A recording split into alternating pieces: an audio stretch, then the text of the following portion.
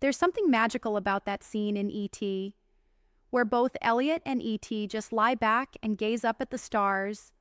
Um, it's like they're not just sharing a view, but sharing a moment of pure Precisely. possibility. And it's interesting, isn't it, how that quiet moment isn't about words at all, but pure, unspoken connection. Absolutely. You see, this moment goes beyond emotional bonding.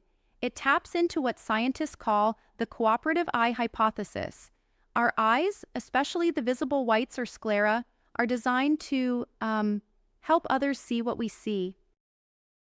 Right, exactly. So, if I got that right, it means that from early on, our evolution was already wired to coordinate attention and, build connections? Exactly. It's like our eyes are the original social glue. Our ancestors didn't need words or high tech. They just exchanged glances. That shared moment of noticing could drive entire group Indeed. decisions. It's fascinating.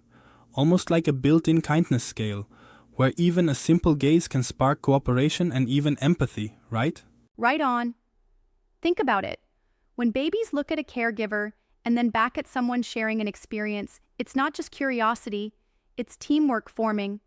That tiny gesture says, we're in this together, which is, the seed of Yeah, collaboration. absolutely. I do wonder though, aren't there limitations? I mean, isn't it a bit simplistic to say that just gaze alone fosters deep cooperation? That's a good point. While it might seem simplistic, it's foundational. It's not the whole story, but think of it like the framework for how we build trust. Without that shared attention, further layers like language and complex emotions might not have developed so smoothly.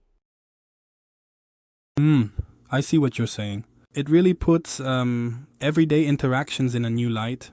So, how does this idea extend to raising kinder, more collaborative kids today? Great question. It means we need to nurture that simple act of shared gaze.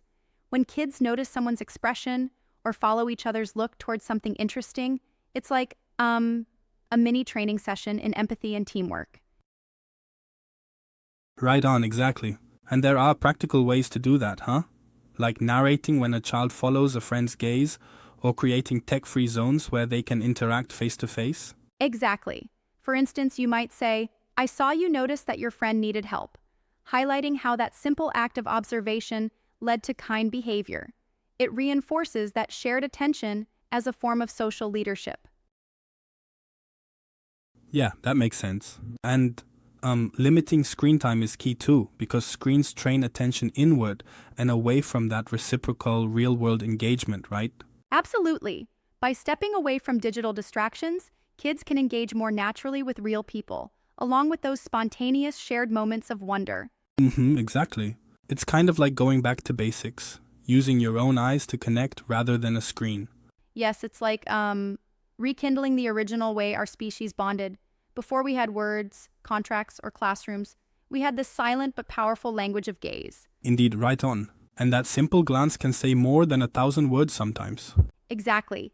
It emphasizes that kindness, empathy, and cooperation aren't just big, grand gestures, but often start with noticing each other through something as subtle as shared attention.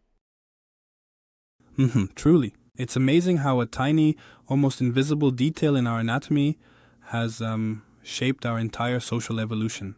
Right? And recognizing that in our daily lives can help us foster kinder, more connected communities. It's all about, looking with each other rather than just at each Absolutely, other. exactly. Well, here's to keeping our eyes and hearts wide open,